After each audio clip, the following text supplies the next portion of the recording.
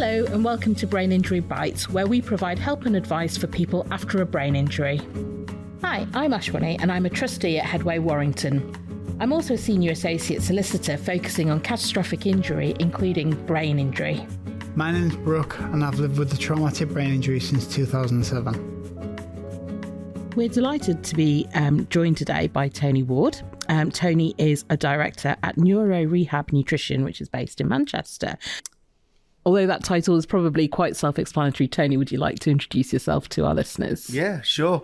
Yeah, so I'm Tony Ward. Hi. I'm a dietitian now for 19 years. And so basically we provide sort of dietetic advice for people that have experienced traumatic brain injury or spinal injury, just to help them support them for the quality of life or what other nutritional issues that they may have as well. So and it's great to sort of work in this environment, and it's pleased to be here. What's the first thing that you think that you find, the main thing that you find that people are lacking in brain injury? What, in the way nutrients? Nutrients, yeah. What nutrients are they need topping up or supplementing, maybe? Well, I think it's more of that people just lacking in probably a lot of different things. There's not one specific. I mean, we always talk about sort of the balance and getting sort of enough sort of food and sort of nutrition. And you can sometimes find people with brain injury very sort of, some eat the same thing all the time, and they don't like the vegetables or the mix. So you can get them sort of lacking in sort of vitamin C, sort of the B vitamins, and also vitamin D is a big one. Especially if you live in Manchester. And coming up to this time of year. I mean, to be honest, I think that's not just for people with brain injury. I think that it's like a chronic everyone, really, because we get most of our vitamin D from the sun. And your skin sort of metabolizes that and you absorb it, and due to the short days and not going out, and a lot of people with brain injury don't go out because they don't feel confident to go out, or as very such socially isolated. Yeah, and vitamin D can be obviously bone health is the obvious one, but your mood, it can affect you as well. So should you take vitamin D and calcium together? They say vitamin D helps you absorb calcium, but with calcium, that's kind of readily available in a lot of foods like milk, yogurts, cheese. And if you're eating that sort of balance... If you're vegan, you won't get any of that, though, will you?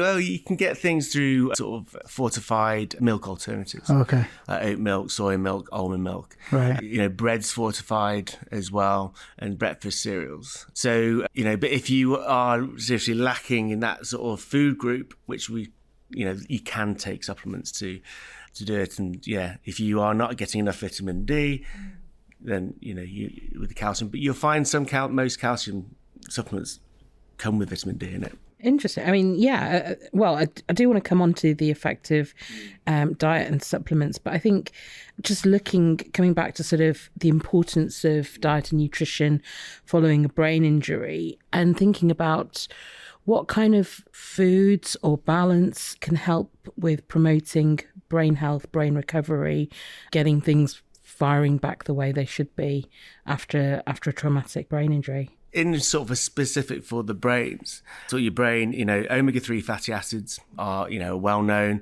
sort of role in sort of maintaining the integrity of your sort of neurons membrane. And so that's in things like fish, salmon, mackerel. It's all the fishy fish. So the pilchards, the sardines.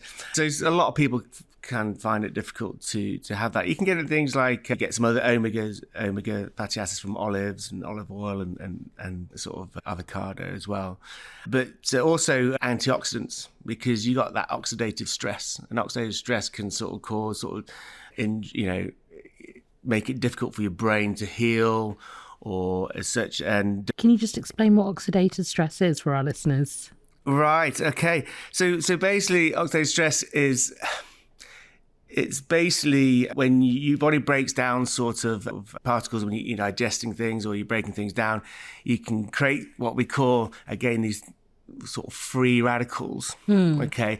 And they are like, an absolutely crazy molecule that can ping around and it can damage other cells around it. And it's like a car producing carbon monoxide. It's the after sort of things, and basically, so the vitamins will kind of grab these damaging sort of free radicals, and just and they kind of like hoover them up, and so it can help them sort of preventing sort of damage, and we say that as oxidative sort of stress sort of. What I've had trouble in the past is that I've like acquired knowledge about things like that, but I don't know how to put it into practice. What I need and what people with brain injury need is like what's the simplest way to get those things into your body. I don't know. I guess I've always wanted to be told what I should eat. If somebody just sorted my meals out for me every day, give me my breakfast, my lunch, my dinner. But obviously you don't do that. And if you try and do these things yourself, what's an easy way to get those things into your body? What should you be concentrating on?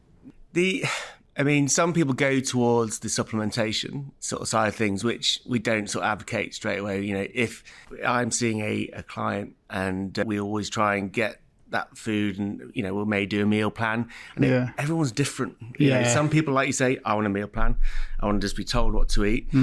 The only thing is that with the occupational therapists, they want you to kind of make your own meal plan. Of course. Things, and that's important because that's your quality of life, that's your independent living, and that's why we work very closely with occupational therapists, because it's easy to say this is nutritionally what you need, but it's not adding to your quality of life. No. It's just sort of, here's your meal, eat it, and that means you can get de-skilled or in certain areas of your life. If you don't use it, lose it kind of exactly. thing.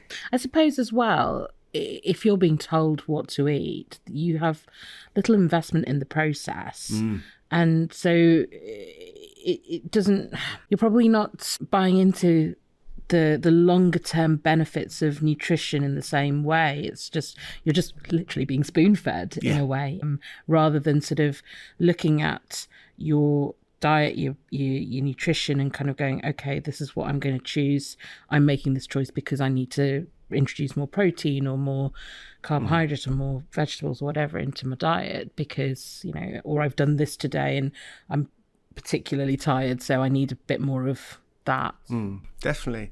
I mean, it's if you go to someone and say, right, you're eating like that this today, this is on the menu, it's like, well, I don't feel like that. I don't feel like eating like that today. You got to give people that autonomy to make them decisions of what they like to eat, but then be educated, to say, well, I can't have fish and chips from the chippy every day, or I can't have a pizza every day or a takeaway.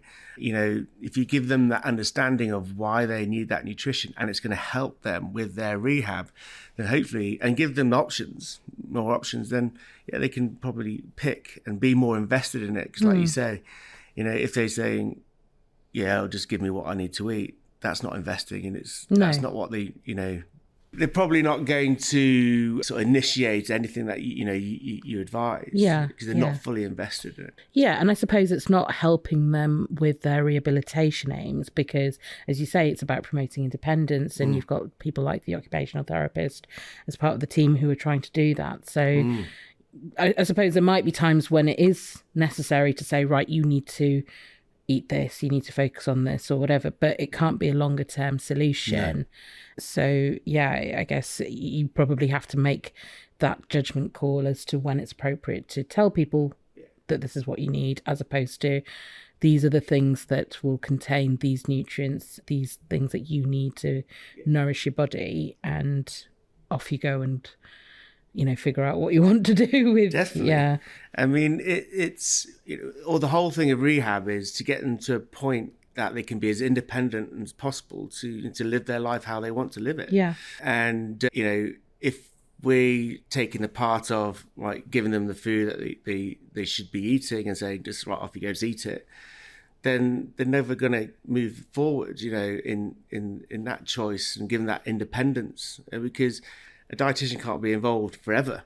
You know, we can't say, they say, right, I'm bored of the meals now, well, give me something else. You know, you've got to be able to say, right, I've had enough of this one, you need to know what's in it and what you're getting from it, don't you? Yeah. And it's part of that empowerment, I guess. I do think you can be given too much at once, though. You know, like you're giving too much information at once, but... Yeah. And how does that work then? Because you'll be part of a multidisciplinary team, and we've spoken with previous guests about, you know, their role within the MDT, as we call it. So at what point would you come in, and are you there as a regular a participant in that multidisciplinary team, or do you sort of pop in and out? How does that work? So it all depends, again. It depends on the sort of client. We find it's getting better, but we find that we get brought in later on. They've put on a lot of weight, or the opposite, they're sort of losing the weight, or they're struggling, or they suddenly develop diabetes, or, you know, other sort of comorbid. And so, a specific example, if they put on weight and then it's affecting the physiotherapy and the rehab. So we've come in and say, right, okay, you know, he needs to try and lose a bit of weight, or he's got diabetes, he needs to get the sugars down.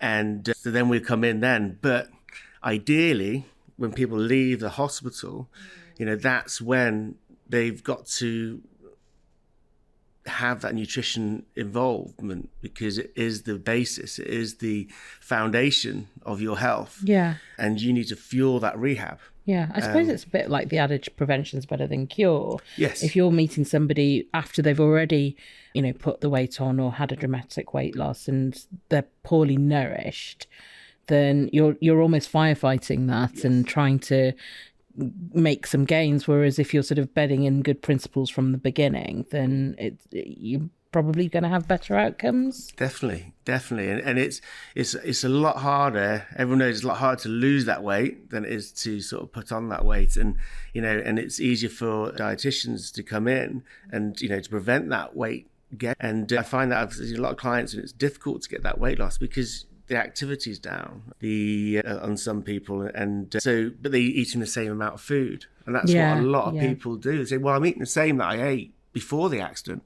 I said, but your body and your life is totally different, and you're not burning them calories as much as you are. You know, your brain's not firing the muscles as much, so your diet has to be different from day one. Getting older as well. Metabolism's getting lower. Yeah. So to have that at the start, you know, prepares them, because people are going to create habits, and they're going to get into sort of routines. And if you can angle them routines early on, getting the right routines early, then their rehab is going to take off. It's going to be, you know, it's going to be a lot easier, or it's going to be not easier, but it's going to be a lot smoother, because you're not going to get to the speed bump of maybe they've put on all this weight and now they're going to struggle with that physio, and they can't stand up as long to do prepping their food because they struggle with their weight. So it's earlier the better. Yeah. With the MDT, we work with occupational therapists quite a lot in regards to the cooking and, you know, the facilities and as such. We also work with the sort of speech and language a lot, regards to if they have swallowing difficulties. Oh, of course, yes. You know, then we can help to provide meals and advice regards to puree. Because pureeing and overcooking food to get that puree, you can lose nutrients. Yes. And I suppose because you're not masticating, you're not breaking down the food in the same way, so you're probably losing something from that process as well. It's a bit like people sort of say it's better to eat fruit rather than juice because of the way your body's absorbing and digesting. Definitely. It's the kind of, especially if you're diabetic, because juice, you know, you probably got 3 or 4 apples in one juice. You know, when you eat an apple, it's got the one and the amount of sugar, and dealing with that sugar. But then you're missing out on all the fibre and everything like that. Can you answer a question for me? Yeah, sure. Is sugar sugar? Like there's fructose, which is the sugar from fruits. Is that healthier than, say, I don't know, chocolate bar sugar? Or is sugar? It's just the sugar is sugar. The way you get that sugar can be a healthier way. Yeah. in different ways. So fructose is basically kind of two different molecules, and you got glucose. Not getting into the science thing, No. but it's going to have the same effect on your body. It's the same amount of calories, sugar, whether Yeah. it's from sugar cane, a chocolate bar, a sweet, a fruit, and that. But it's the natural sugars that you want. So I suppose if it's coming with fibre from an apple rather than the cream and fat from a Cadbury's bar of chocolate. Definitely. So it's not refined. So refined is a big word in confectionaries and ready-made meals and as such. And they just can have a lot of rubbish in them, and it's added sugar that is the sort of the bad thing. The thing with no added sugar that you see on. Yeah. Yeah. But it's like if you're having a piece of fruit, or rather, if it's got the same amount of sugar as this chocolate bar, I'd rather have a piece of fruit. Because you're getting the vitamins, the fibre, it'll fill you up. You're not getting the fat from the chocolate and things. So it's sugar. So like they say honey, and some will say, what about brown sugar? And all this, like it all has the same amount of calories. It all has the same effect on your blood sugars. All right. But I'd rather you have a piece of fruit because you're getting everything else. Everything else that comes with it. Right. Thank you. Yeah. Coming back to what you were saying then about, being involved early on rather than later down the line. And I guess that could even start within a hospital setting while somebody's still a patient. But I guess you might also be faced with challenges over the fact that person's got a lack of control over what their diet and nutrition is whilst they're in hospital, depending on which hospital you're in. I don't know, Brooke, what your experience was like, whether your hospital food was good or not. No. But also, you'll get family members bringing things in because they want to do something, they want to feel useful and, give some home comforts or whatever. And so, and it's not as though that person can just get up and make their own meals. It's all being brought to them. So do you come across challenges then? As soon as you've had that brain injury, there's a nutritional challenge. There's a health, your metabolism can go up, by 40 to 200%. Wow. So, your brain injury, it's huge effect. And so that, for instance, if you generally have a 2,000 calories, for example, then not for a normal diet, just to kind of keep you a healthy weight, that means you're either kind of having to have 2,800 or 4,000 calories. Okay. And also your body, having brain injury, you're kind of hypercatabolic. Okay. Ooh. So it's a nice word. So hypercatabolic. So basically, you're burning lots of protein. You need that protein to kind of heal. I was going to say, is that the demand on your brain for the nutrition to heal it? Yes. So it's it's like when you get that temperature, when you get that flu, it's your body's fighting that infection. Your body's trying to heal. It's gone through trauma. When you even cut your finger, it can get red and sore. It's that response. So you're trying to prevent losing too much protein, and it's really hard to. You kind of really minimizing the effects of it. It's so difficult to prevent it. Does that just mean like you're more hungry then? The thing is, though, we're at the stage where you're in probably ICU. Right. Okay. These are the days, but it can last up from weeks to a year. This catabolic, to states. So what I was thinking was like there's a point when your nutritional needs slow down, and then you carry on eating that amount, and then you put on the weight. This is the timeline, right? With it, and it's really interesting with sort of a brain injury. The timeline from the brain injury you've gone through hypermetabolic, hypercatabolic. You lose a ton of weight. You lose because you're immobile. You're using your muscle. The biggest protein storage in your body is your muscles. Mm-hmm. So you're using your protein to kind of heal, and then that slows down. That metabolic rate slowly slows down, and then within the hospital we're trying to get that weight back on, and we can do that through tube feeding or supplements, food fortification, and then you kind of come out of the other end, out of hospital, and you're probably less mobile, but then we're still packing in them calories to get that weight up. But it's a different weight.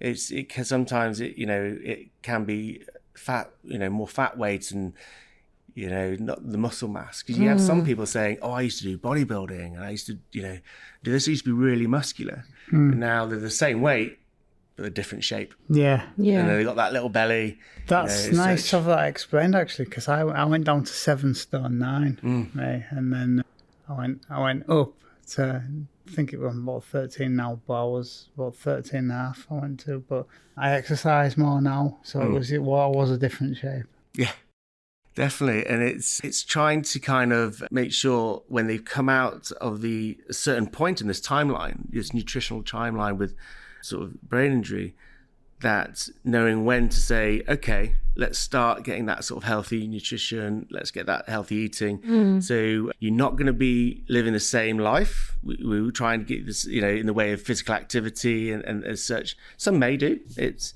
we need to make sure you're eating what's right for you now, not like, oh, I used to eat that before. Yeah. Because if you used to go running all the time and now you're not, then your needs are different. You mentioned about the loss of muscle mass and the change of body shape. Is that sarcopenia obesity? It can be, yes. So sarcopenia obesity it's kind of a phrase they brought into the elderly when they sort of get, they don't as active and, they're not using muscles, and you're still eating the same calories. So if you don't use it, you lose it to the muscles, but then the calories is the fact that they're putting on the fat mass. So sarcopenia is basically muscle wastage. And the obesity is of putting the extra calories on. So you can associate it with people with head injuries. They're not as active. They're not doing, they're eating more calories, because you get a lot of people that are comfort eating, as such. So, sarcopenia obesity is sort of kind of a new phrase. It's not been out for too long. And so that can cause an issue going forward, because you're getting heavier, but your muscle power and strength is still the same, not as strong. And then obviously rehab can be difficult. So how do you mitigate against that? It's kind of prevention, as such. So it's very hard to kind of get that weight off once it's on, because they are not as active.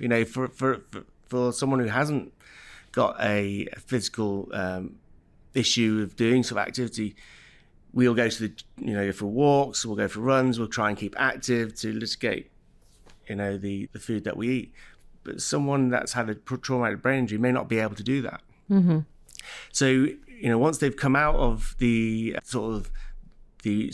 NHS, say, then, just is carrying on that sort of nutritional support or that education, so they can be able to make them sort of changes. And and to prevent that, and you want to make sure they're getting enough protein, so they're not using their protein stores, their muscles.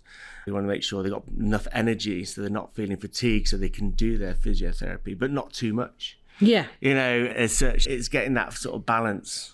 I feel like you are probably balancing many spinning plates at once. Yeah, it's crazy. And you've got all that, if we had no emotion around food, then you say, eat that like a machine, and we just do it, they're great. But then you're dealing with, mood, you're dealing with, the foods that they like, sometimes it's the only thing they've got to make a choice on. Yeah. And that's why, in Neuro Nutrition, we try and make sure that it's bespoke. We co-create with the client what they want to eat, and try to adapt it, but slowly and not too much so they don't feel like you're taking anything away from them. You hear things like, I don't know, for instance, like you hear protein, you need protein for muscles, and then you can focus on that. Well, some things that I've done in the past is focus on like protein, like you just end up eating like a whole chicken from the rotisserie and stuff like that, and then you realise you're not getting the carbohydrates, and you just feel terrible. So I now understand the need for a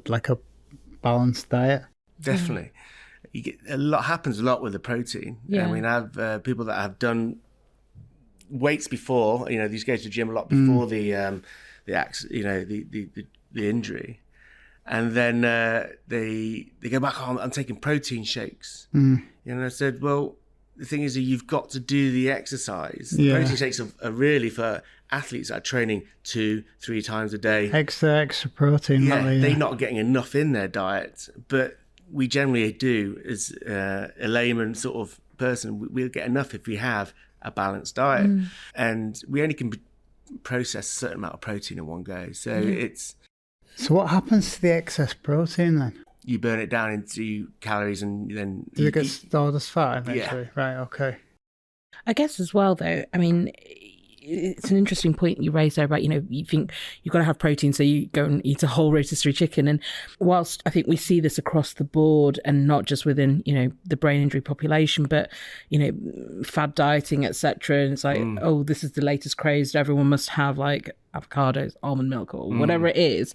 So, yeah, and I've definitely seen it with protein as well. But then when you introduce that within someone who might have rigidity of thinking as part of the kind of ongoing issues following a brain injury, that can be even harder, I guess. That can present more challenges in terms of trying to get away from, that very fixated one track, I must have this and this is how I'm going to have it. And I guess that, again, is where you have to work with the other therapists and clinicians within the multidisciplinary team, maybe looking at this neuropsychological aspects of that as well as the occupational therapy. And, how does your role come into that?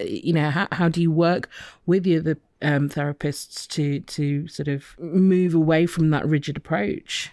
We work with sort of physiotherapists. We work with, we're saying that's how we could help to fuel their sort of rehab, and we give messages to clients of when to eat,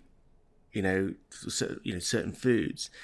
And if the whole team speak the same language, when they're doing their therapy, because we don't go in as much as, say, an occupational therapist may go in twice a week, physio 2 to 3 times a week, they can give that message. So it's constant reinforcement and consistency. And we do a lot of training with support workers, and with sort of psychotherapists, we can talk about sort of emotional eating, of why they work on that sort of rigidity of thinking of as such. And I would like, for instance, the protein. Let me use a different example: vitamins and supplements. Okay. I have one client that thinks, okay, I need this to get my blood sugar down. So they use I need to lose weight, so it gets a fat metabolizer, and he's, I need to buy, this from Holland & Barrett. And, that's it. And they come back and they can spend, 50 to 60 pounds at a time on a ton of vitamins and supplements. That person. Yeah. And they think it's giving them best, but, one who's probably 1,000% over what they require of vitamins. So one, they'll pee it out, but they can get toxicity of different things. And and sometimes it may, it can maybe affect their sort of medications or what they're on, but it's unnecessary. It may be some supplements may be necessary, like a vitamin D if it's low, that the research is out there that it's important, but fat metabolizers and, all these different sort of green tea, supplements and really high strength vitamins can be dangerous. I can imagine the things like that. I ended up buying loads of stuff from Holland & Barrett. I was taking like 6 pills on the morning, but then I suppose you've got to be spread out throughout the day, has it? Rather than just taking it all in one go and then overwhelming your body with it. Well, the thing is, though, it's like if you don't need to take them at all. If you are having that sort of breakfast, if you're having like a breakfast cereal or it's fortified vitamins, you got the fiber, you get or yogurt with some protein, and then you're having sort of a lunch, a sandwich or a soup and a sandwich or salad, whatever, with a protein source and some carbohydrates, and then a meal and maybe snacks in between. Then you probably, hopefully, you get everything that you want. That you need, yeah. But the thing is, though, you have all them supplements. Your pee will probably be the most expensive pee there is, because you just pee it out. It's like you take multivitamin, strong multivitamin. Yeah. Urine's like bright orange. Have you ever taken that? Barocca. Yeah. Yep. And you're like, what's going on there? So if your body doesn't use it, it'll just pee it out. Yeah. So is there then any kind of useful role for supplements? Definitely. I mean, there is, if you are iron deficient, You know, sort of, you know, it's important that, you know, sort of fatigue and that, you know, you can take an iron tablet to help you bring you back up to normal levels. Or a pint of Guinness. Well, they say, wasn't it like 15 or 20 pints of Guinness is like having equivalent to having, you know, a small piece of meat or something like that in the way of iron content. Okay. I think I know which I'd prefer. But it's something like that. That's not official. That sort of stuff. But and the things about iron, it's like it depends on the bioavailability, you know, how you absorb things. But yeah, and the vitamin D aspect is the difficulty. And if you're not eating enough, if you not really don't like fruit or you really don't like vegetables, then maybe something like a bog standard multivitamin vitamin will help to kind of tide you over till we get them into a more of a balanced diet. So it's more of a bring people back up to a level if they're Like a helpful little push. low. Yeah. I get these things from Aldi, and they're adult multivitamins, but they're in like a chewy Oh, like the fruit gummies. gum, Yeah. And I just eat them all in one go. So, Okay, so that's not doing me any damage. I'm just peeing it out. Well, yeah, I wouldn't do. Yeah, having too much, you don't want too much. Vitamins. Some can be sort of, without going to the science thing, can be sort of toxic for you. So one day I'll get like 20,000%, and then the next day I'll get under. Yeah, you need, when you said about spreading it out, that's when you need to spread it out. Right. Do the one a day, to what it says on the tin. But yeah, or don't get the gummy ones. Shouldn't make them so nice then, should we? I know. Vitamins are not sweets. I know, but they do taste like sweets. I have one for like hair and nails, and they are like sweets. Thank you for listening to part 1. We hope you can join us for part 2. Please don't forget to follow, subscribe, and share our content. If you do have any suggestions for topics that you'd like us to cover, why not drop us a line at hi@braininjurybites.co.uk.